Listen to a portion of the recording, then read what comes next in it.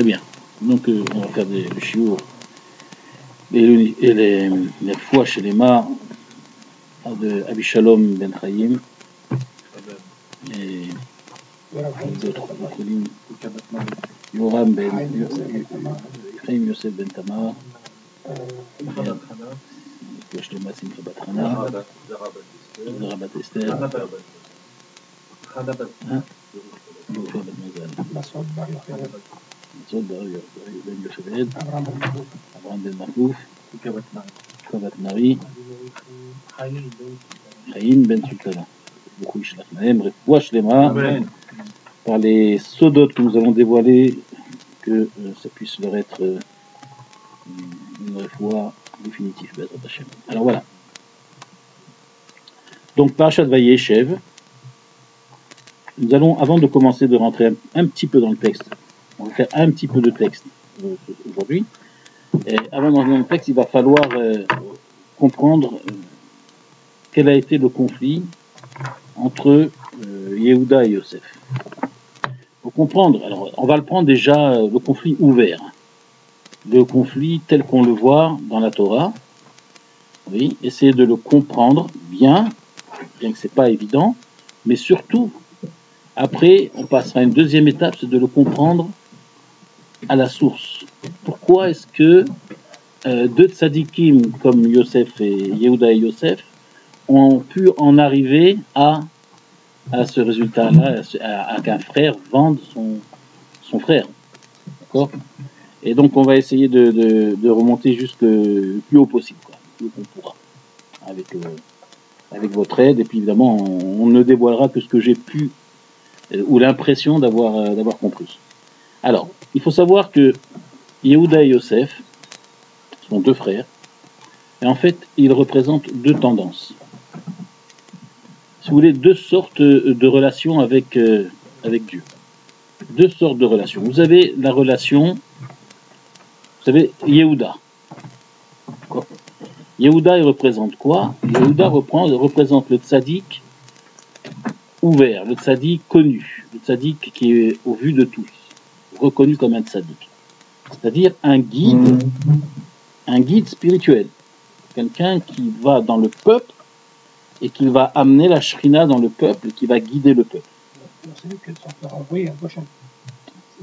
C'est Yehuda qui l'envoie à Eretz Goshen, d'accord? Et c'est Yehuda aussi à qui, quand on a des questions à poser, c'est Yehuda qui va trancher, d'accord? Donc ça va être le guide spirituel, un guide spirituel. C'est quelqu'un, dans sa relation avec Akadosh Baruch Hu, c'est de quoi faire? C'est essayer de faire résider Dieu dans ce monde le plus possible. Et plus on va y arriver, plus ça va être fort, et plus on aura de monde, plus on va tirer, plus on va faire ressentir aux gens qui sont autour de nous cette shrina, et plus on est dans la mida de Yehuda. Ça, c'est le tzaddik de Yehuda. D'accord? Maintenant, il est évident que Yehuda aussi, personnellement, sur lui-même, il travaillait, c'était un tzaddik. Évidemment qu'il travaillait sur ses midot, évidemment qu'il essayait d'arranger sa nature et de perfectionner et d'élever sa nature, évidemment. C'était pas ça l'essentiel pour lui. L'essentiel, c'était d'arriver à élever les autres, à leur faire ressentir la shrina et le boré olam, le créateur. C'était ça qui était essentiel pour Yehuda. D'accord? C'est pour ça que de lui va sortir le Malchut, Beth David, et Melech HaMashiach. D'accord? Melech HaMashiach qui va de façon dans toute l'humanité faire régner Dieu dans toute l'humanité. Vaya bayom hahu yeh Hashem echad u'shmo echad. Letaken olam b'malchut Shaddai. Pour arranger un monde avec le règne de Dieu. Ça va être le Melech HaMashiach qui descend de David, qui descend de Yehuda. D'accord? Donc c'est clair que c'est ce style de tzaddik, Yehuda. Mais vous avez un autre style de tzaddik. Vous avez Yosef. Yosef, c'est celui qui c'est quelqu'un qui ne tombe jamais, qui ne trébuche jamais, qui ne chute jamais. Il arrive à surmonter tous les obstacles parce qu'il fait un travail sur lui. C'est cette relation qu'il établit avec Dieu. C'est ce défi qu'il relève en disant « Je ne tomberai pas devant les épreuves ». C'est celui qui va travailler sur lui, qui va travailler tellement sur lui qu'il va s'élever à un niveau exceptionnel. C'est le tzaddik nistar.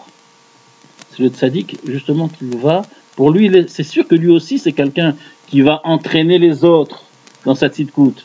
C'est aussi quelqu'un qui va faire aimer Dieu aux autres, qui va faire ressentir le règne d'Akadosh Baruch Hu. Bien sûr, c'est pas l'essentiel pour lui. C'est pas ça sa mission. Il ne sent pas en lui cette relation-là principale. Pour lui, c'est arriver à s'élever, se rapprocher, lui, le plus de Dieu, le plus possible de Dieu. Et aller chercher donc toutes les brachot, et en faire bénéficier le monde entier, évidemment. C'est pas égoïste, hein. Attention, on ne faut pas bien comprendre. Donc c'est un homme qui est capable de s'élever à un niveau où il ne va jamais trébucher. Vous pouvez mettre devant lui toutes les plus grandes embûches, les plus grandes nisyonotes, les plus grandes épreuves, les plus grandes tentations, jamais vous le verrez tomber. Toujours droit, toujours fort, toujours debout.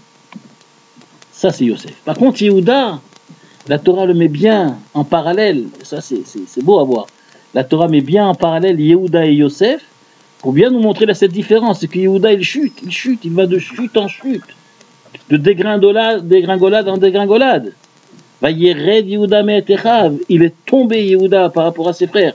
C'est quelqu'un qui tombe.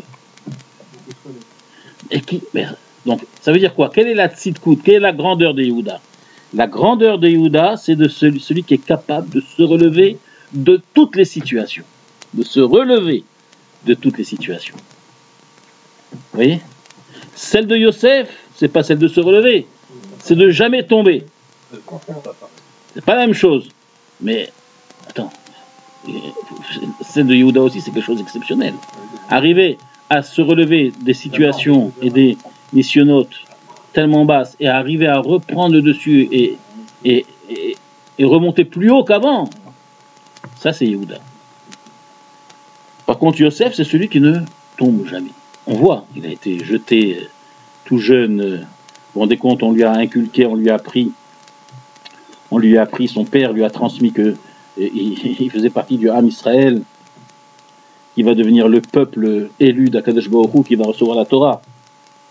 Et qu'ils devront, nous, Ham Israël, devons propager autour de nous toutes les valeurs spirituelles. Et donc il voit en lui une mission extraordinaire. Et le voilà qu'il est vendu comme un malpropre, comme un esclave. Il se dit, mais alors cette famille dont mon père m'a fait rêver, c'est quoi cette famille-là? Un frère vend son frère, on n'a jamais vu ça chez les autres. Chez nous, on voit ça. Alors tout ça, c'est... Moralement, Yosef, il aurait pu devenir un coffre complètement, il aurait pu tout rejeter en disant, c'est ça le futur peuple d'Israël? Nous sommes les fondateurs d'Israël et regardez comment on se bouffe. On me vend pour quelques sous. D'abord, il voulait le tuer. On va pas le tuer, on va le faire souffrir toute sa vie, mais on va pas le tuer. Hein. D'accord? Donc c'est terrible.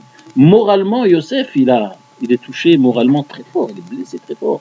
Pourtant, il va rencontrer les plus grandes épreuves, il va rester fidèle à Kadosh Baruch Hu, fidèle aux valeurs que son père lui a transmises.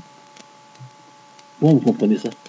Touché dans son affection, arraché à son père à 17 ans, perdu sa mère très jeune, arraché à son affection, pas d'affection du tout, il tombe là-bas entre des Ishmaélim, Midianim, etc., de roulotte en roulotte, et il se roule partout, jusqu'à ce qu'il arrive chez Poutifar. Poutifar, un pervers qui est attiré par Yosef, et qui a voulu tout faire avec lui, mais il a vu que c'était impossible, d'accord? Et pourtant, quelqu'un qui n'a plus de famille autour de lui, qui est loin de tout le monde, il tient fort, il tient bon. Ensuite, c'est sa femme, la femme de Poutifar, qui essaye de le tenter, d'accord? Jamais il bouge, jamais il tombe, jamais il chute. Alors que nous voyons Yehuda, et à peine arrivé, après avoir la vente de Yosef, il arrive et rencontre une femme dans le carrefour. Évidemment, c'est pas à la dimension que, d'accord, il faut comprendre, à la dimension des tzadikim, à la dimension des shvatim. Oui. Mais on voit que la Torah nous met en face, l'un en face de l'autre. Yehuda avec Tamar, il chute, entre guillemets, et Yosef avec la femme de Poutifar, il reste fort. Si la Torah nous met l'un à côté de l'autre, c'est pour nous faire remarquer la différence qu'il y a entre les deux.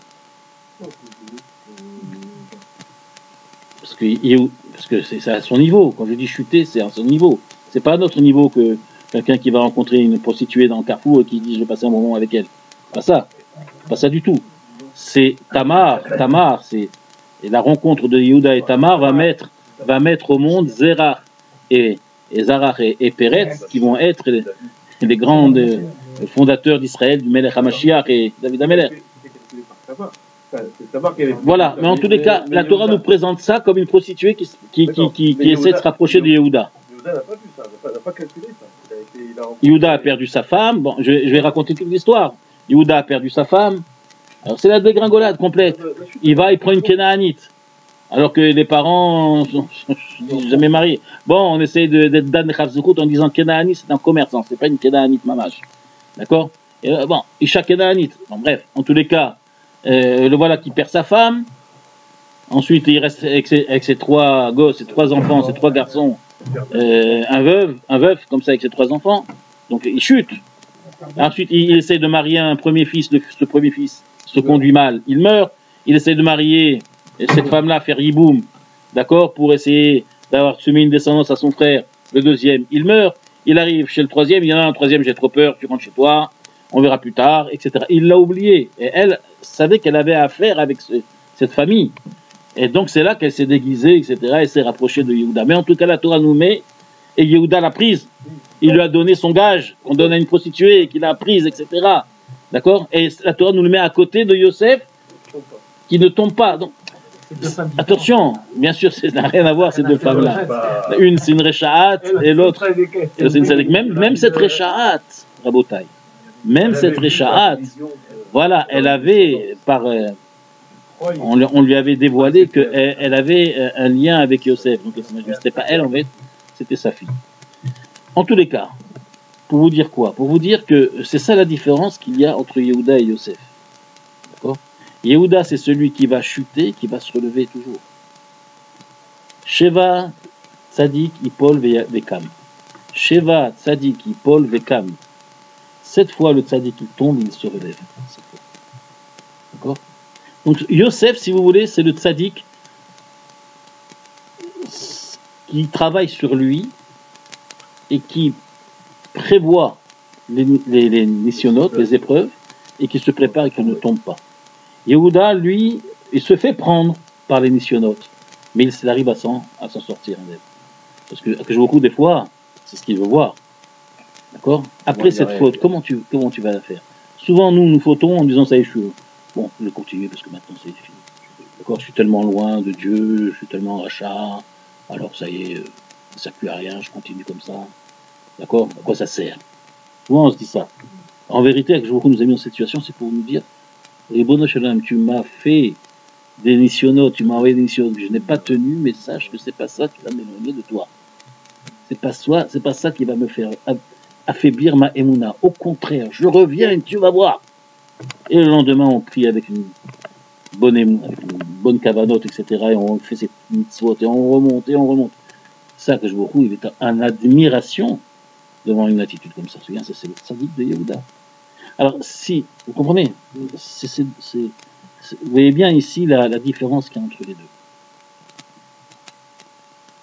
Maintenant, c'est la différence qu'il y a entre les deux. On n'est pas encore rentré dans le conflit de Yehuda et Yosef, encore. On n'est pas rentré dans l'explication du conflit. Du tout. Pour mettre une note de Sod là-dedans, je vais vous expliquer une chose. Nous sommes tous, ou de Yehuda, ou de Yosef. Nous sommes tous d'une tendance céleste, comme Yosef. Lui, c'était une relation céleste qu'il avait avec Dieu, Yosef. D'accord? C'est un homme qui essayait de monter. Pour lui, toutes les tentations de ce monde, pour lui, c'était rien. C'était pas un problème. Aucun. D'accord? Mais son problème, c'était d'aller encore plus haut qu'il était, et encore plus haut, et encore plus haut. La relation que Yehuda avait, c'était justement d'affronter ce monde. C'était une relation terrestre. D'affronter ce monde et d'arriver à en élever. Donc, plus on rentre dans le monde, d'accord? Et plus on rentre à l'intérieur, et plus on le goûte, et plus on le savoure, et plus on l'apprécie, et plus on l'élève vers le haut. D'accord? Mais il y a un danger dans cette relation-là. Il y a un danger, c'est qu'on se fait prendre parfois. Mais bien sûr, on ne fait pas d'omelette sans casser les œufs. D'accord? Si tu veux une omelette, il faut casser les œufs. Et Yehuda, il en a cassé. D'accord? Mais Yosef, il disait, on n'a pas besoin d'omelette. On n'a pas besoin d'omelette. Cassons pas les œufs, l'omelette, j'en ai pas besoin. Je vis de Torah et de... C'était un homme céleste. C'était un homme céleste. Vous pouvez le jeter dans une prison. Dans une prison pendant 12 ans, il est là. Son seul souci, c'est les autres. Son seul souci, c'est de dire comment, qu'est-ce qu'il a su faire, ça va pas. Partout. Jeté comme esclave chez Potiphar, s'il devient le meilleur, il fait fructifier tout le... D'accord? Jeté en prison, ça devient le centre de la prison, ça devient l'homme, le grand homme. Voilà, vous comprenez? Alors, pour essayer de mettre une épice de sod, nous sommes tous ou Yehuda ou Yosef. C'est-à-dire, nous avons tous pour nous essentiellement une relation verticale, c'est-à-dire une relation vis-à-vis d'Akadosh Baruch Hu, où nous élever. Pour nous, c'est essentiel de travailler sur nos midot, travailler sur nos midot. Vous avez des gens qui sont, vous voyez, qui sont pas trop publics, pas trop kehila, pas trop communautaires, des gens simples. Ils viennent, ils font celui-là, ils font leur chiot, ils rentrent chez eux, on ne les entend pas trop, etc. Ce sont des gens qui travaillent sur eux. Ce sont des gens qui améliorent leur midot. Bon, la rigueur, des gens émettent. Mais vous n'allez pas les voir en relation beaucoup avec les autres. D'accord? Ça, ce sont les juifs qui sont Yosef, tendance céleste. Vous avez des juifs qui sont plutôt en relation Yehuda. Ce sont des gens, bon, ils sont comme ils sont, ils vont au travail et ils ont beaucoup de problèmes, etc. Mais vous les voyez, ils se défoncent pour la communauté, ils se défoncent pour le Kahal, ils se défoncent pour les autres. Vous allez voir, ils sont toujours là, rien ne les retiendra quand il faut aller et aider les autres. Toujours dans cette puissance-là. Ceux-là, ils ont tendance Yehuda. On est tous l'un ou l'autre. Et je parle même des gens qui sont un peu loin de la Torah. Il y aura une tendance ou l'autre. Ils seront plus spirituels, d'autres seront plus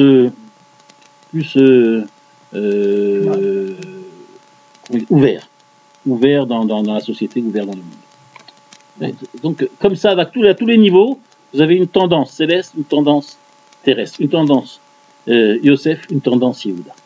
Pour comprendre ça, il faut savoir qu'il existe ce qu'on appelle Zeir Anpin. Le Hidra Rabbah dit comme ça. Le Zeir Anpin. Zeir Anpin, ce sont 6 midot. 6 midot que vous connaissez tous dans les Sphirot, qui sont Chesed, Gevura, Tiferet, Chesed, la bonté, Gevura, la rigueur, Tiferet, la vérité, Netzar, c'est la victoire, c'est la persévérance. Persévérance, on est gagnant que lorsqu'on persévère. D'accord? Netzar, c'est ça. Hod, c'est la dignité, quelqu'un de très digne. Et Yesod, la stabilité, l'équilibre. Ce sont 6 midot. D'accord? Eh bien, c'est un tzaddik, un juif qui va travailler, que lui, essentiellement, sa relation avec Akadosh Baruch Hu, ça va être de travailler sur lui, s'élever.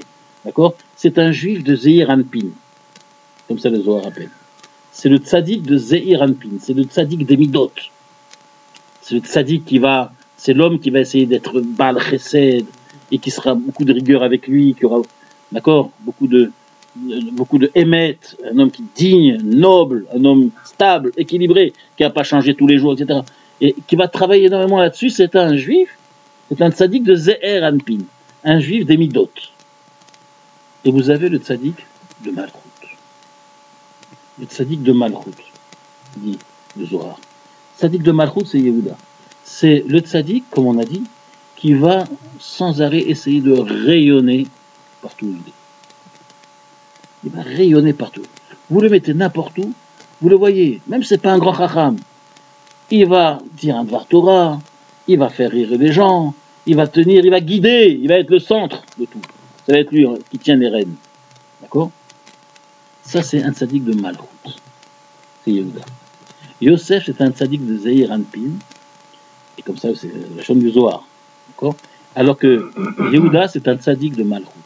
D'ailleurs, c'est pour ça, la Mloucha descendra de Yehuda. D'accord?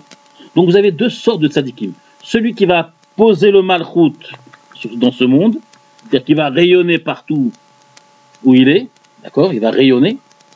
Alors au niveau du tzaddik, ça va être qu'il va rayonner dans ses idées, dans sa pensée, dans ses paroles, dans sa Torah.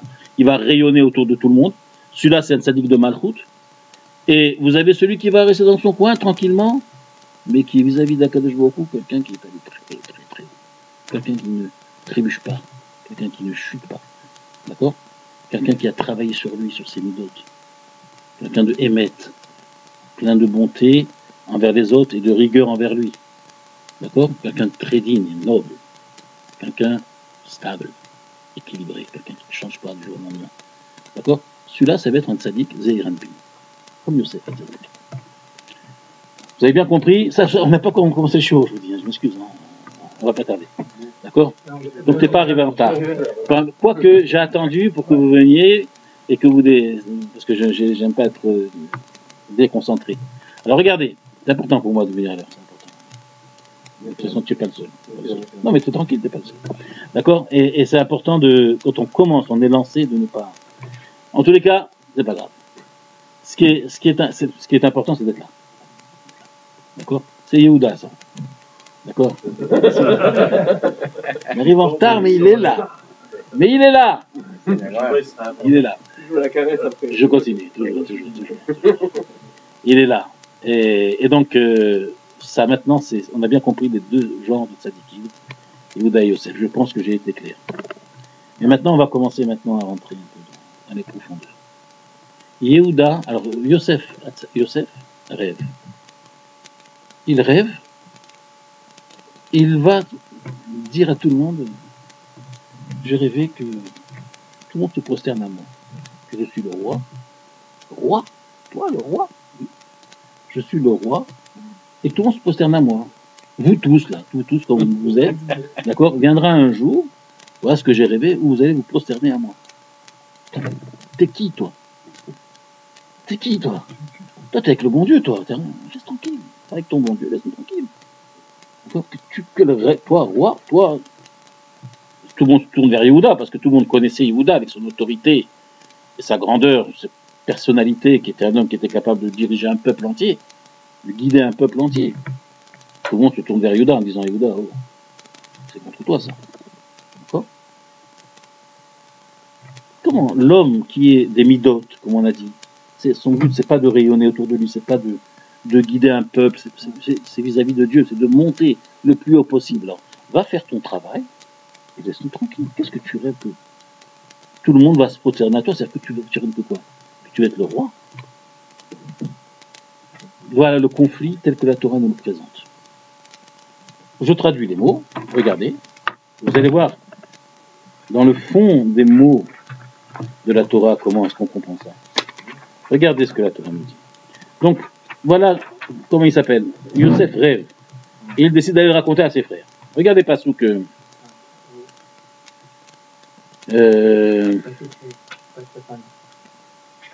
Ouais, donc il va raconter à ses frères, écoutez, voilà, les gerbes, d'accord, et moi ma gerbe au milieu, et vous êtes tous autour de moi, vatish tachavena la lumati. Pas sous crête. Regardez bien, Rabotai, et surtout, ressentez, goûtez, savourer et apprécier. D'accord? Ce que je vous demande. C'est rien que ça. Il lui a dit comme ça. Pas sous crête. Voyons mon rouleau. Il lui dit, Echav, ses frères, Amalor timloch alenu, im machol timshol banu. Apprenez cette phrase par cœur. Amalor timloch alenu, im machol timshol banu. Je traduis. Est-ce que régner, tu régneras sur nous si tu domines sur nous? Qu'est-ce que ça veut dire? Dans nous, tu domines dans nous. Pas sur nous, dans nous. Oui, c'est marqué Alenu, c'est marqué Banu. Qu'est-ce que ça veut dire, Abotai? Expliquez-moi ces quelques mots.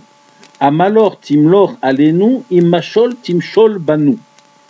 Est-ce que régner, tu régneras sur nous si tu domines, si dominer, tu domines en nous. Si dominer, tu domines en nous. Je répète, est-ce que régner, tu régneras sur nous? Si dominer, tu domines en nous. Qu'est-ce que ça veut dire? Ça veut dire que je mets les choses en ordre. D'accord? Imachol timshol banou. Si j'accepte, je te fais grâce de ça. Je reconnais que tu es Moshel Banou. Tu es Moshel Banou. Non, pas de. C'est-à-dire, dans nous, tu es Moshel dans nous. C'est quelque chose d'intérieur. Mais nous n'acceptons pas, est-ce que pour autant, parce que tu es Moshel Banou, tu penses être Melech Aleinu? Voilà. Donc ça veut dire, ce qu'il est en réalité, ne lui permet pas, c'est ça qu'ils sont en train de lui dire. Ceci ne te permet, si tu as ceci, ça ne te permettra pas d'avoir cela. Dans ce sens-là. Voilà. Donc ça veut dire que ça ne serait pas, c'est exclusif, ça ne peut pas aller.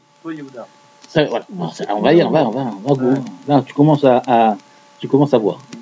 Maintenant, regardez, Moshel, dans la Torah, ça veut dire, Moshel, ce sont Yetzerara. Dominer son Yetzerara. Moshel Berucho. Gadol Moshel Beyitzro mi Loked Ir, c'est marqué. Gadol, dans la Mishnah. Gadol Moshel Berucho mi Loked Ir.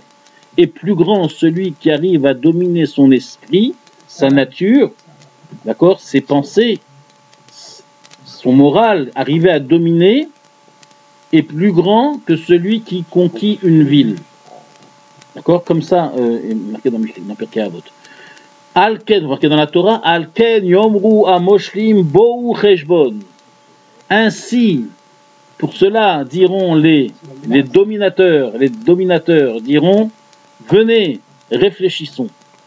Donc, la Torah, c'est une manière de la Torah d'appeler les grands tzadikim des moshlim. Moshel berucho. C'est quelqu'un qui domine sa nature, qui domine ses pensées, qui domine son instinct. D'accord? C'est ça, Moshel. Donc, ils lui disent comme ça, si effectivement nous reconnaissons que tu es un homme, tu es cet homme-là qui arrive à être Moshel Banou à l'intérieur de nous.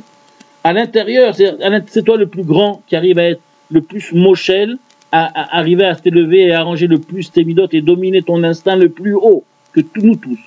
Nous reconnaissons ça. Mais ça ne veut pas dire, pour autant, que tu vas être Meler Aleinu. Ça n'a rien à voir, Meler. Meler, c'est celui qui est sa avoda, son travail, c'est pas sur lui, c'est sur les autres. En nous. C'est-à-dire que tu es celui qui a su t'élever et réparer tes midotes et t'élever au-dessus de ton instinct. Plus que nous. Parmi nous tous, c'est toi le plus qui est Moshel, vraiment. Ça, nous reconnaissons, ça. C'est vrai. Mais ça ne veut pas dire pour autant, ah, mais alors, Timloch, allez-nous. Si, Imachol Timshol Banou, d'accord. Mais est-ce que pour autant, tu crois que tu vas être Melech allez-nous? Oui. On peut dire dans les deux sens. On peut dire, si tu es Moshel Banou, ça ne veut pas dire que tu seras Melech sur nous. Ou alors, on peut dire, est-ce que tu penses être Melech sur nous? Si tu es Moshel Banou, tu penses... Ah, c'est exact, ça revient au même. D'accord. D'accord? Alors maintenant, voilà. Donc ça veut dire que quoi? Ça veut dire que il lui dit, alors ça, tout ce qu'on explique là, c'est le simple, du simple. D'accord? On est au tout simple là. Ça veut dire qu'ils lui disent que tu es ce tzadi qui est Moshel Berucho. On te reconnaît ça. Plus que nous tous. Mais il ne faut pas croire qu'avec ça, tu pourrais être Melech Aleinu. Pas seulement le droit, le pouvoir. Est-ce que tu crois que tu pourras? Il faut rayonner pour ça. C'est pas le genre. Toi, tu es celui qui travaille sur lui, mais pas celui qui peut aller et guider et diriger un monde entier, un peuple entier. Impossible. Donc il lui dit, attends, il dit, tu te trompes là. Donc il n'était pas d'accord avec son rêve. Et lui, il insiste. Et il rêve une deuxième fois. Et vous savez que lorsqu'on fait deux fois le même rêve, ça prouve que c'est quelque chose de émettre. Et là, il n'en peut plus, ils n'en peuvent plus. Donc là, c'est vraiment le conflit. Et le fossé se creuse de plus en plus. Voilà le conflit, où est-ce qu'il a. C'est-à-dire quoi? Ils se sont dit, ça y est, on a compris ce qu'il veut, cet homme-là. Notre grand-père Abraham, il a eu 2 fils. Le bon et le mauvais. Le mauvais, Ishmaël, tu l'écartes, et tu n'as plus de lien avec lui. Maintenant, ça continue avec toi, avec Yitzhak. Yitzhak, il a eu Esav, le mauvais, et le bon, Jacob. Il a écarté, difficilement, mais il a fini par l'écarter, Esav, pour garder Jacob. Alors, ils se disent, alors, voilà. Alors, celui-là s'imagine que nous sommes les mauvais, lui est le bon, et les choses vont continuer avec lui. D'accord, oui, c'est vrai. Mais ils les considéraient, eux, comme des mauvais. C'est pour ça qu'on nous dit qu'à chaque fois, ils rapportaient Dibatam Ra'a et la Viem. À chaque fois, ils allaient dire, papa, t'as vu ce qu'ils ont fait? Ils mangent sans faire la shrita. On va mettre les shortim au chômage demain, papa. Et qu'est-ce qu'il va faire Rav Saksi? C'est pas possible. D'accord? Alors, il n'était pas content. Et ils mangent sans shrita. C'est quoi ça? D'accord? Et en plus, tu sais comment ils sont mauvais avec les fils des servantes. Ils sont très mauvais, ils les méprisent. C'est des mauvais, ces gens-là. Et en plus, regarde, ils mangent... Oui, et Verminachai. Vous avez expliqué la dernière fois que on n'a pas besoin de shrita quand il y a une bête qui met D'accord, mais ça, tu sais, quelqu'un qui va raconter du mal, il regarde voilà, pas. Il voit pas. Il regarde ce qu'il a envie de voir. D'accord, c'est comme ça. Et donc, bon, c'est pas que Youssef a du mal. Pas du tout, c'est pas à ce niveau-là. Mais en tous les cas, eux, ils ont senti comme ça. Ils ont senti cet homme-là. Nous sommes tous des tzadikim. Notre père Yaakov, il a eu le srout, pas comme Abraham, pas comme Yitzhak. Notre père Yaakov a eu le srout. Notre père Yaakov a eu le srout d'être vraiment. Regardez-moi. Regardez pas les gens. Lorsque notre grand-père Abraham, il a eu un mauvais, un bon. Notre père Yitzhak a eu un mauvais, un bon. Mais nous, notre père Yaakov, il n'a eu que des bons. Tu viens t'asseoir, mon ami? Non, madame. Ah, mais tu m'as apporté des trucs? Oui. Ah, je voulais te voir, mais c'est pas grave. Ça, on On aura. Quand? C'est pas grave. Merci. Merci. Alors, vous comprenez ce que je veux dire? Ce qui se passe là, c'est qu'ils n'acceptent pas d'être considérés comme Esav ou comme Ishmaël. Parce que notre père Yaakov n'a eu que des tzadikim. Shema Israël, Hashem Elokeinu, Hashem Echad. Ils lui ont dit, écoute Israël, Hashem Elokeinu, Hashem Echad, c'est le même pour toi, pour moi, tous. Il n'y a pas de différence. Donc ils ont dit, Yosef, il veut vraiment nous. Il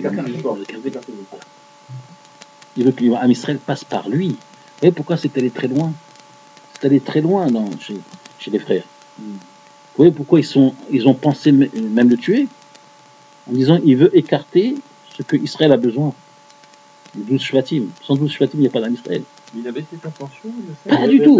Pas du tout. J'ai des preuves pour ça, mais on n'a pas commencé le shiur encore, je vous dis. Yosef a eu 2 enfants, et chaque enfant a eu 6 garçons. Donc il y avait les 12 Shvatim qui auraient pu sortir. Yosef, il devait avoir 12. Non, il en a eu 2, mais Il devait avoir 12. Oui, c'est ça, ils avaient peur. Il y avait un plan comme ça. Mais bien sûr, il y avait un plan et tout ça, le plan de Sion, là, on appelle ça le complot de Sion. En tous les cas, oui, ils ont mal pris les choses. Ils ont dit, cet homme-là, il va écarter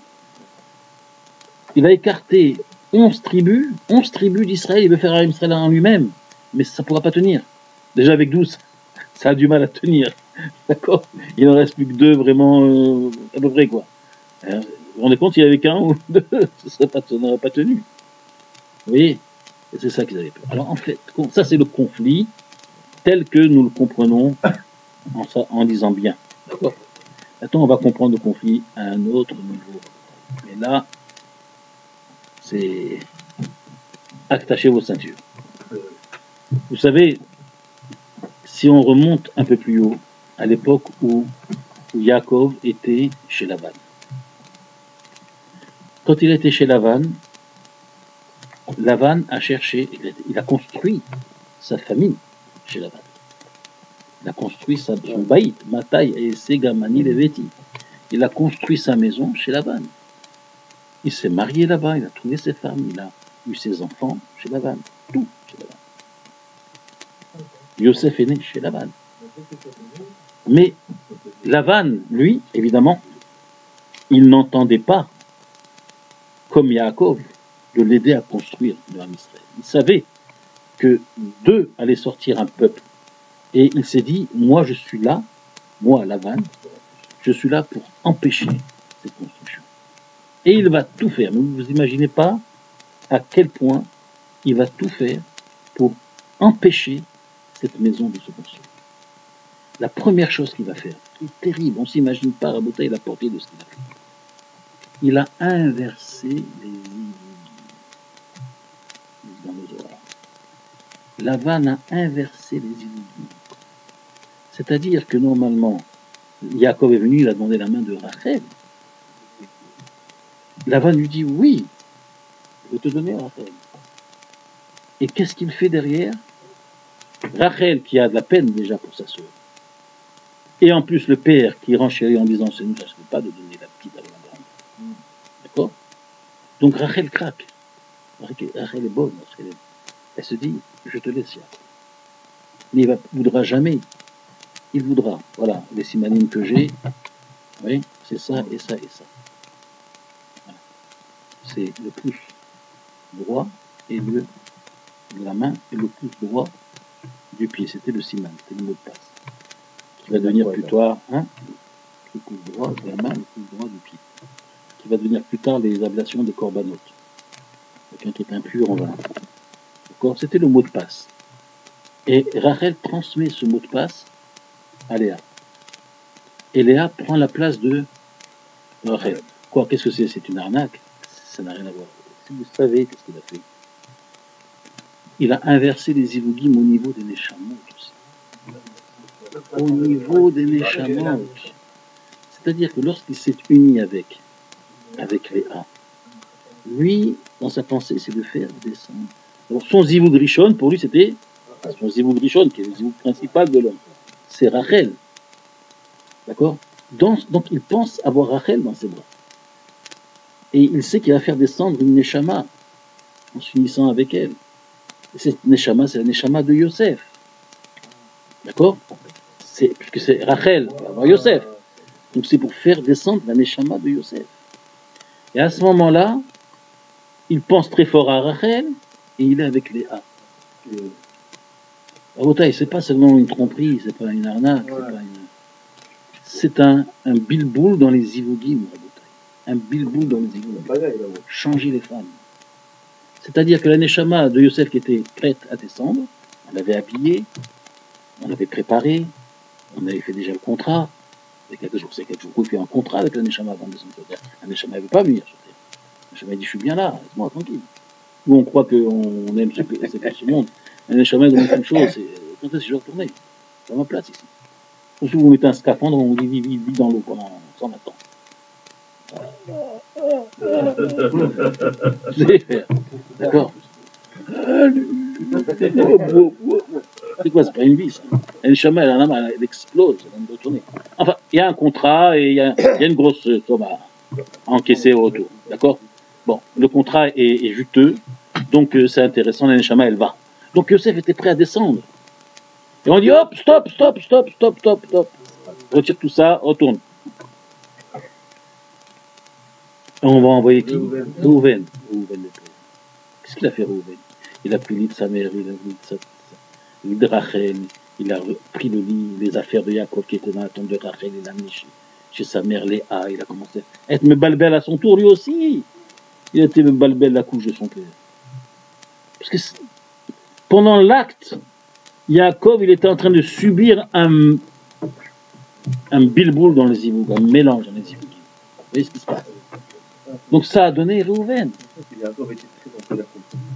Mais bien, je sais pas, mais en tous les cas, tu comprends pourquoi est-ce que Reuven, il a fait ce qu'il a fait. Reuven, il a dit, quand Yosef était vendu et qu'on devait le ramener et partir en Égypte, rappelez-vous, qu'est-ce qu'il a dit Reuven à son père? Papa, je m'engage. Qu'est-ce qu'il a dit? Tue mes 2 enfants, si je ne te ramène pas Yosef. Qu'est-ce qu'il a dit? Qu'est-ce qu'il a dit Yaakov? Il dit tiens, shoot. pas mes enfants. Tu es un choté. J'ai perdu un, tu vas perdre encore deux. Tue les deux. Yosef, j'ai plus, tu veux que je tue les deux tiens. Mais alors, qu'est-ce qui va me rester? Choté. Pourquoi Reuven était tellement perturbé? C'est un homme qui a souffert toute sa vie, Reuven. Vous savez, parfois, quand on a un malaise, un mal-être, quand on n'aime pas bien, c'est souvent au niveau. Quelqu'un qui est très triste dans sa vie, quelqu'un qui est abattu, qui est soumis dans sa vie, c'est souvent à cause du ziboun. Souvent à cause de l'union entre le père et la mère. Que ça à cause des choses comme ça. Ou quelqu'un qui est très agité, etc. C'est souvent au niveau. Quelqu'un qui est très surnois et qui ne sait plus où il est. C'est quelqu'un au moment du zivou, le père ne sait pas où il en était exactement, avec qui il était exactement. On ne sait pas. D'accord. C'est souvent le mal-être vient souvent d'un problème du zivou. Très souvent. C'est un problème tous le zivou. Alors à Botaï, qu'est-ce qui est né? Réhouven, évidemment. Mais la cette neshama de Yosef qui était prête à sortir et qui ont dit non, tu ne descends pas. Elle était frustrée, on ne s'imagine pas qu'est-ce qu'il a causé là-haut, ce Lavan Aracha.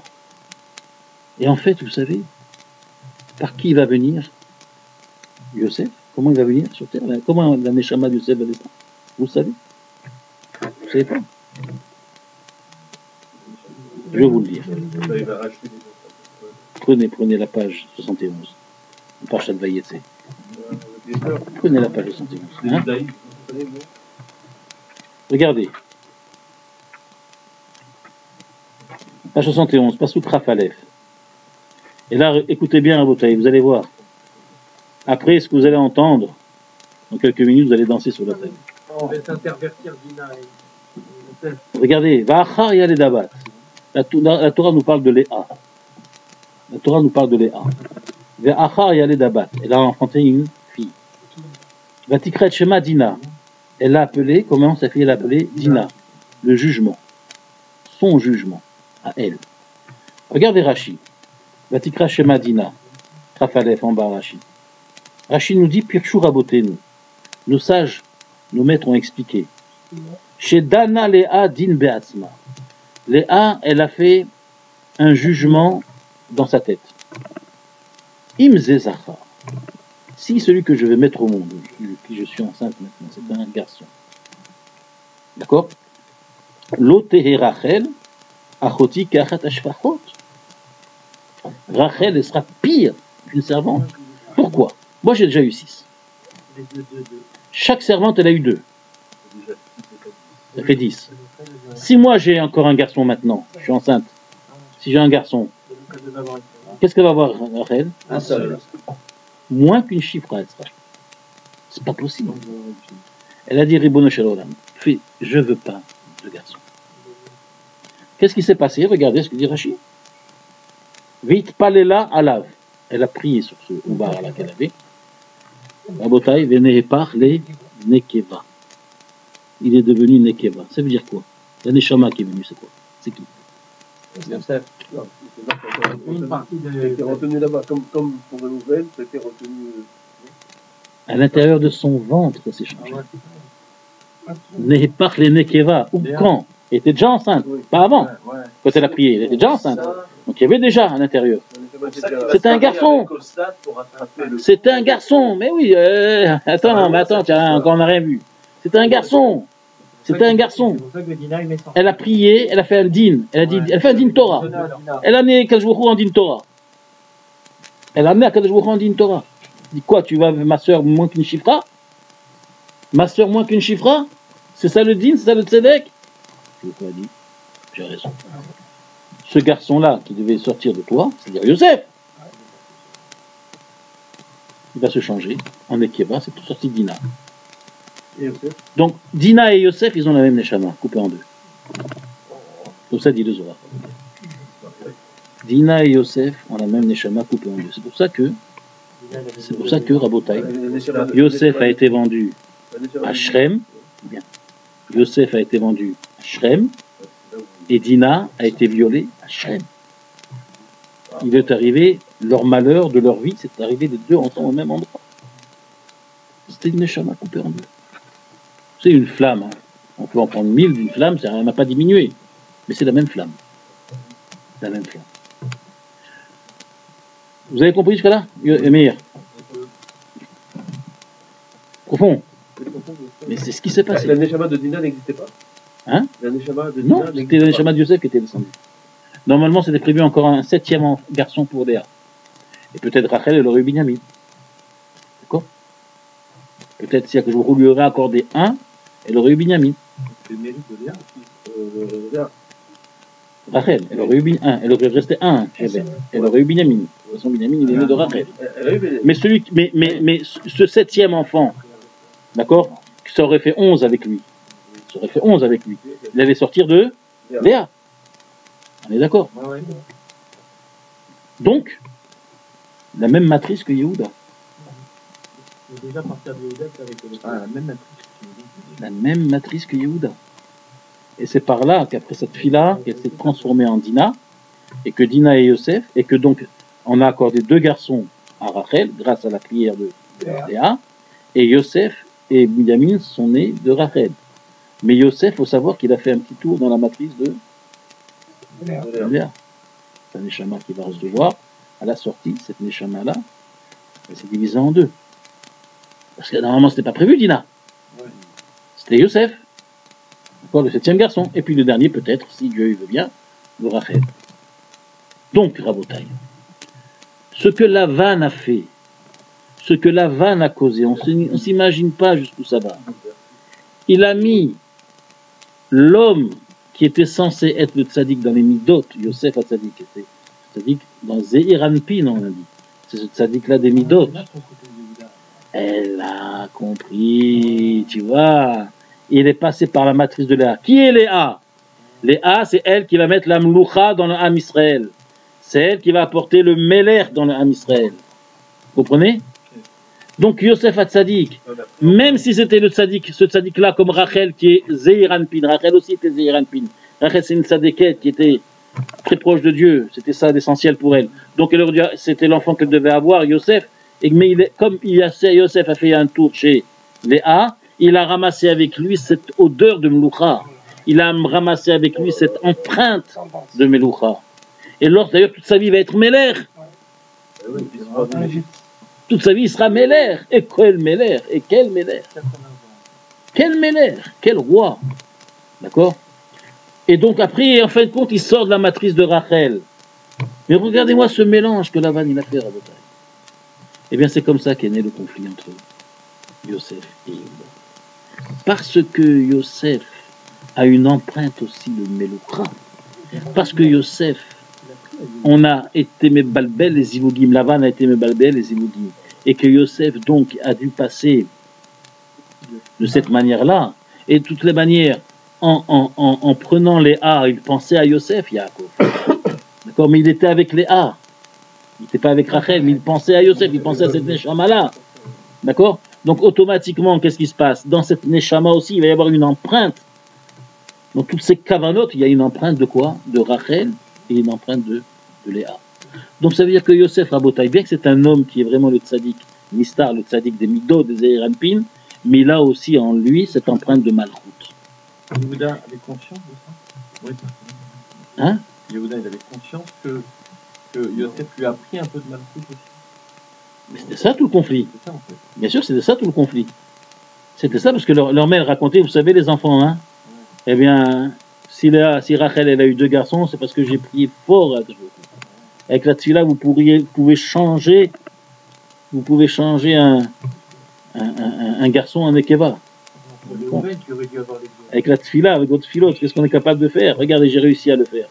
Donc Yehuda, il voyait mal, ça dit quoi? Ça veut dire que quoi? Ça veut dire que quoi? Que cette Neshama là, elle a fait un tour dans ta matrice. Ça veut dire qu'il a une empreinte de Malchut. Attention. D'accord? Et voilà ce qui se passe là, le conflit, Rabotai, comment on retrouve dans ce monde physique, dans ce monde matériel, comment on retrouve ce mal-être, ce conflit-là, d'accord, qui prend sa source au niveau du bilboul à Zivougim que Lavan il a fait. Tout ça, c'est la faute de Lavan. Vous comprenez pourquoi dans la Gada on a dit Bikesh, Lavan, la Akor et Takol. Tout le monde pose, mais il n'a rien fait en fin de compte, Lavan. Regardez les Rechaïm, même Paro. Mais Lavan, il n'a rien fait par rapport à Paro. Lavan, il n'a rien fait. Non, non, rien fait. Lavan, il a fait une chose, c'est que ce conflit-là, Rabotai, on va le retrouver 1000 ans plus tard, beaucoup plus tard, au moment du chiisme, au moment après David Améler, après Shlomo Améler, au moment de Rechovam Améler. Rechovam Améler, descendant direct de Yosef, Rabotai. Il va s'opposer au roi Yeroboam, qui est descendant de Rechavam, descendant de Shlomo Améler, fils de Shlomo Améler, et Yeroboam, descendant de Yosef. Il va y avoir un conflit entre les deux. Un conflit entre les deux. Tout ça, ça vient de chez Lavan. Ça veut dire quoi? Au moment de Yehuda et Yosef, à l'époque du... Maintenant, on va commencer le shiur maintenant. À l'époque de Yehuda et Yosef, à l'époque de Yehuda et Yosef. D'accord? Suivez bien, vous allez voir. À l'époque de Yehuda et Yosef.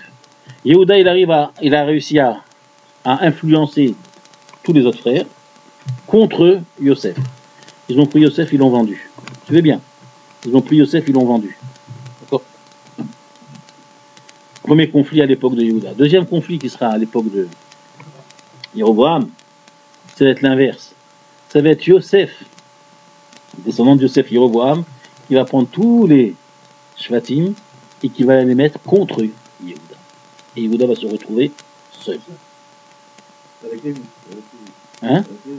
Ouais, bon, Lévi fait partie de Yehuda, c'est le Betamidash, etc. Ils n'ont pas de part en Israël, donc ils ne comptent pas eux. Mais en tous les cas, qu'est-ce qu'ils ont fait? Là, c'était l'inverse. À l'époque de Yehuda, c'est Yehuda qui arrive à influencer tout Israël contre Yosef. À l'époque du chiisme, ça va être le descendant de Yosef qui va influencer tout Israël contre Yehuda. Et Yehuda va se retrouver tout seul. Ça, vous savez ce que c'est ça?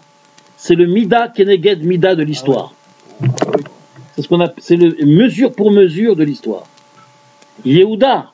Répète l'idée, pardon. À l'époque de Yehuda et Yosef, qu'est-ce qui s'est passé? C'était fait en deux clans. C'était Yehuda et tout Israël contre Yosef. D'accord? Et puisqu'ils ont partagé l'argent tous. Et à l'époque du chiisme, ça va être le descendant de Yosef qui va réunir tout Israël contre Yehuda, et Yehuda va se retrouver tout seul. C'est le Mida Keneged Mida de l'histoire, de notre histoire. Ça veut dire que Yehuda, tu as influencé tout le monde et tu as rejeté Yosef. Un jour viendra où Yosef prendra tout le monde et te rejettera. Et ça s'est passé des millénaires plus tard. Pourtant, c'est Lavan qui commet tout ça. Laisse Daniel. Oui, j'adore. Le chef d'orchestre, c'est quand même, c'est Lavan, Yehuda finalement. Tout ça, c'est la jalousie, elle est née de cette orchestration. De là, tu peux voir qu'est-ce que c'est les kavanot au moment du zivoud avec sa femme. Qu'est-ce que c'est les kavanot qu'on a? C'est quelque chose où on va déterminer peut-être tout le reste. C'est pour ça que l'homme, il doit faire très attention à ce moment-là. C'est quelque chose de très très important. Des fois, il s'en prend à ses enfants, il a envie de les massacrer. C'est lui qui doit donner des gifles à lui. Parce que s'il avait de meilleurs cavanotes, il aurait été mieux à ce moment-là. Peut-être que ses enfants, il n'aurait pas dit ça aujourd'hui. On s'imagine. Mais regardez. C'est le Zohar qui nous dévoile ça. Il nous dévoile qu'en fait, ce conflit entre Yehuda et ses frères, c'est le même conflit entre Yeroboam et Rechovam. Et tout Israël contre eux. Et Rachel, elle obéit à son père ou elle a l'initiative de ça? Rachel, elle va dire elle a le raisonnement qu'elle ne veut pas faire honte à sa sœur. Elle va donc dans le même sens que Lavan, son père. Oui, je pense que faire honte à sa sœur. oui, Elle dit dans l'histoire. oui, mais elle s'est dit, moi, je ne regarde pas l'histoire. Moi, je regarde la souffrance de ma sœur. Alors, vous savez que Lavan, il avait une idée plus... Il aurait eu le dernier mot. Même si elle serait très déventée. Bon, mais tu sais, en fin de compte, tout se finira bien. Elle voyait plus loin que ça, elle, encore. Elle voyait plus loin que du chiisme. Et Rabotaï, c'est ça, c'est parce que chacun n'est pas resté à sa place. Si Yosef serait resté à sa place, si Yehuda serait resté à sa place, Yehuda est resté à sa place, il a fait valoir sa meloucha. Il avait deux places. Il a fait valoir sa meloucha, c'est Yosef le Méner, d'accord? Et Yehuda. Et Yosef, d'accord, il aurait dû savoir et se dire, je me calme. Il ne faut surtout pas que je raconte ça. Il ne faut surtout pas que je provoque avec mes rêves et que je blesse mes frères avec mes rêves. Je garde ça pour moi. Et si Dieu veut que je sois Méler, je serai Méler. D'accord? Ça je laisse, mais je ne veux pas, je ne dois pas. Donc il aurait dû rester à sa place. Et c'est ça à chaque fois, tous les problèmes qu'on a dans notre vie, parce qu'on ne reste pas à notre place. Il avait 2 chaises. Reste tranquille. Il avait 2 chaises. Oui, bien sûr. Mais c'est vrai, mais c'était l'homme qui savait se travailler. Donc c'est ça. C'était l'homme qui est sorti de Rachel. Rachel, c'est Zehiranpin. Je dois rappeler, Rachel, c'est Zehiranpin. Rachel, c'est la femme qui se travaille et qui monte très très haut. D'accord? Et Yosef, c'est le fils de sa mère. D'accord? Et donc c'est comme ça qu'il aurait dû progresser et travailler sur lui. Mais surtout pas d'aller provoquer. En vérité, il avait des bonnes intentions en racontant le rêve. On pourra s'allonger plus tard là-dessus. Mais qu'on ne va pas encore commencer le shiur, je ne veux pas trop m'étarder. Mais là, je dis simplement, Yosef aurait dû garder pour lui cette chose-là. Il aurait dû garder pour lui. raconte le rêve à ses frères, sachant déjà qu'ils sont un peu entre guillemets ennemis. Non, ils n'étaient pas ennemis avant. Oui, ils étaient un peu parce qu'il y a une préférence, Donc, etc. genre, il dit qu'on ne doit pas raconter un rêve à n'importe qui. Il faut le raconter à un ami, d'abord qui va bien l'interpréter. Vous savez qu'il a le. Donc déjà, il savait, premièrement. Deuxièmement, il sait. Donc c'est ça sa grandeur. Et voilà, et il savait C'est ça sa grandeur. Puisqu'il sait que Yaakov. En un mot, Mordechai, je vais te dire, en un mot, parce que je veux pas, on peut faire on peut parler des heures dessus. En un mot, c'est que quand tu vas raconter ton rêve, quand on va te l'expliquer, on va te le commenter, d'accord, c'est comme ça que ça va se passer. Voilà, Kol hachalomot olchim achar hapitaron. D'accord, comme on voit avec Yosef, il a bien interprété, d'après l'interprétation. Or, quand il est allé voir ses frères, ses frères allaient lui dire, lui sauter dessus. Pas d'accord. C'est pas ça qui se passera, d'accord, c'était rêve de fou, c'est pas ça, c'est pas Méler, etc. D'accord? Donc, ça n'allait jamais se réaliser, en fin de compte, si on l'explique comme ça. Et il est allé quand même le raconter. Ça prouve que c'est pas ce qu'il désirait. Ça prouve que c'est pas ce qu'il voulait, parce que quelqu'un, il aurait voulu être Méler et écraser tout le monde. Première chose, c'est d'aller voir quelqu'un qui lui explique ça, qui n'a rien à voir, et ensuite le garder pour lui. Et là, il aurait pu vraiment... Mais là, ses frères, ils ont dit non, tu ne régneras pas sur nous. Mais vous n'expliquez pas bien le rêve. Surtout pas. Oui, donc ça veut dire que lui, quand il est venu, il n'avait pas cette kavana de les soumettre. Bon, je ne veux pas m'attarder là-dessus, tu vois ce que je veux dire. Donc il avait des bonnes kavanotes, Yosef, mais il n'aurait pas dû quand même le raconter. Il aurait dû rester à sa place. Et c'est ça, Rabotai. Quand on ne reste pas à sa place, qu'est-ce qui se passe? On exile. Vous comprenez pourquoi est-ce que la sinat rinam, elle ne fait que on est parti en exil? C'est parce que nous ne restons pas à notre place. J'aimerais, l'autre il a ça, j'aimerais être à sa place, j'aimerais avoir ce qu'il a, pas content de ce que j'ai, et l'autre il dit la même chose que moi. D'accord? Et la femme, elle qui est là pour recevoir, et le mari pour donner. Et le mari, qu'est-ce qu'il veut au contraire? Il veut recevoir de sa femme. Donne-moi. Donne-moi. D'accord? Et une femme, elle doit recevoir. Qu'est-ce qu'elle veut? Elle veut donner à son mari. Non, c'est pas ça. Restez à votre place. Un père qui commence à s'amuser, immature comme ça, et il demande à ses enfants, restez, soyez mûrs. S'il est en train d'inverser, chacun change de place. Là, qu'est-ce qui se passe? Conduis-toi, toi le papa, comme quelqu'un de mature. Et laisse t'amuser ton fils, laisse-le s'amuser. Un enfant, il a besoin de s'amuser. Vous voyez? Chacun a sa place. Et c'est parce qu'on veut la place de l'autre, ben, qu'on dégage. Parce que Yosef a voulu la place de Yehuda, plus tard au schisme, avec Rehovam et Yerovam, d'accord? Et bien à cause de ça, on a exilé. Vous voulez pas rester à votre place? Eh bien, je vais vous déplacer, tous. Allez, hop. J'ai envie de dire, la place de Yosef qui revendique, normalement, il pense qu'elle appartient de droit, puisque la marche à Chavan vient de dire de Yaakov, c'était de s'unir à Rachel. Si ce soir-là, il s'était uni à Rachel, il aurait amené Yosef, donc ça aurait été son aîné, donc il aurait eu ces deux parts. Donc il revendique ces deux parts de Makout et de Keuna.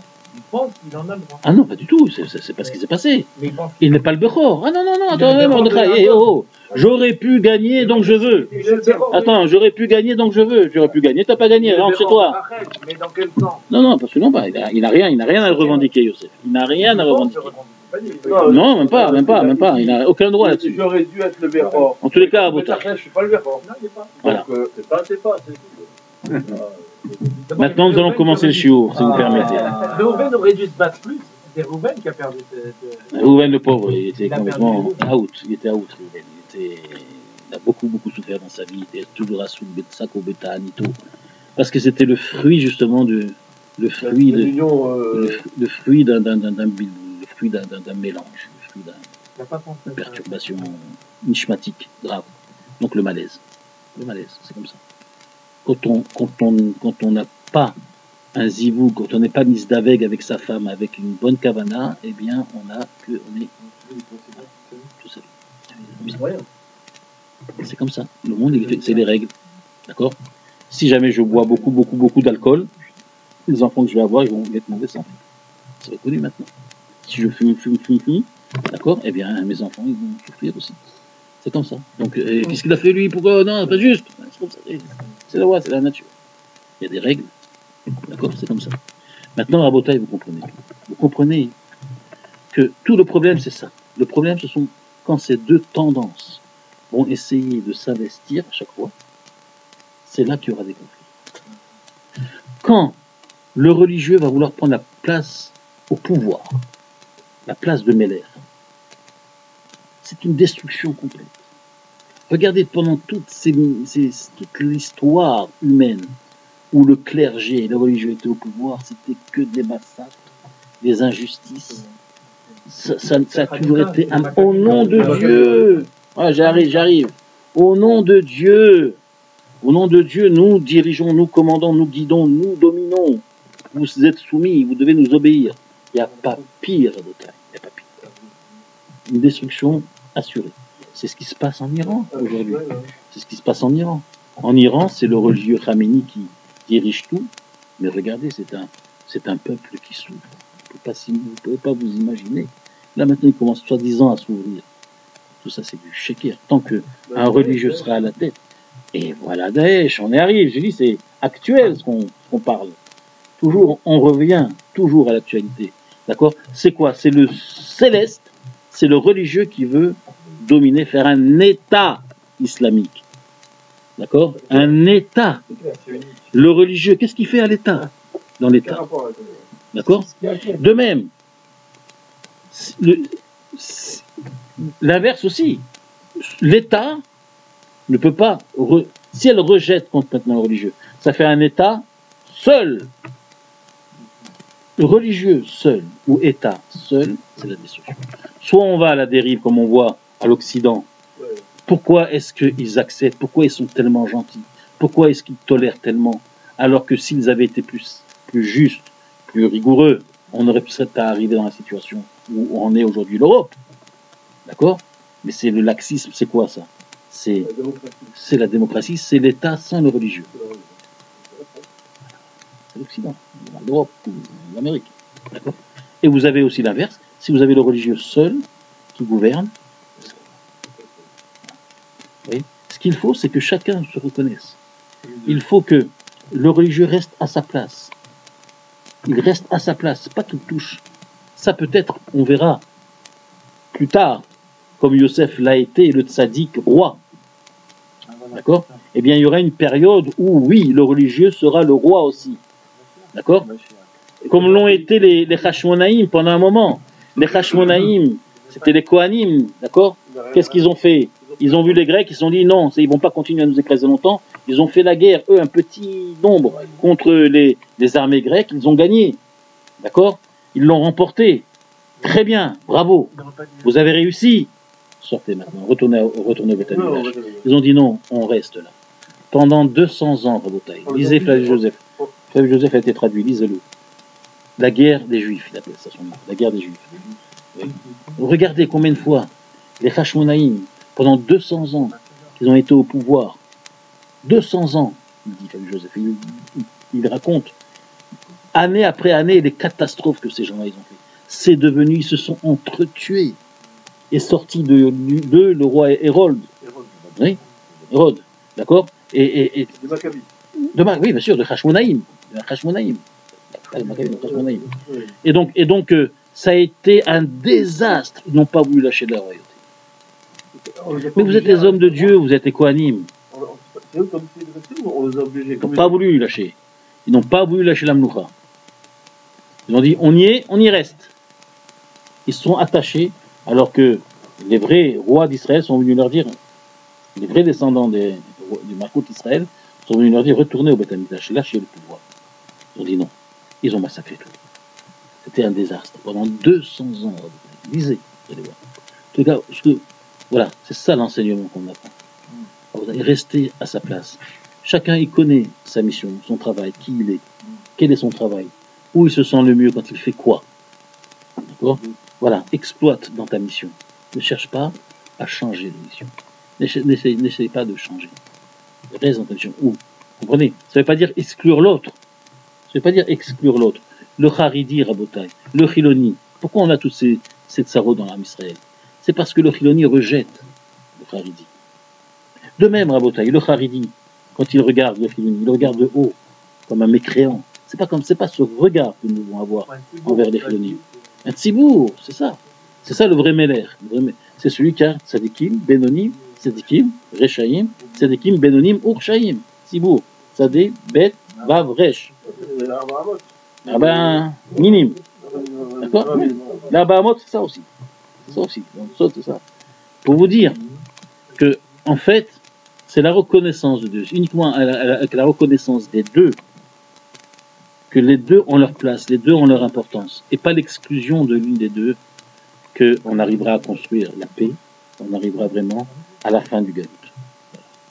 À la fin de ce litige. C'est pour ça qu'on nous dit, la venue du Mashiach, c'est quoi ? C'est lorsque Ephraïm et Yehuda, c'est-à-dire Yosef et Yehuda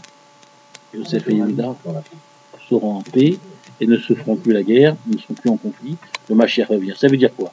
Ça veut dire la notion, la tendance céleste et la tendance terrestre, les deux iront ensemble, et donc chacun à sa place, et rendant à César ce qui appartient à César. Ça, c'était dans la fin. Adonai Leolam, Amen ve'amen.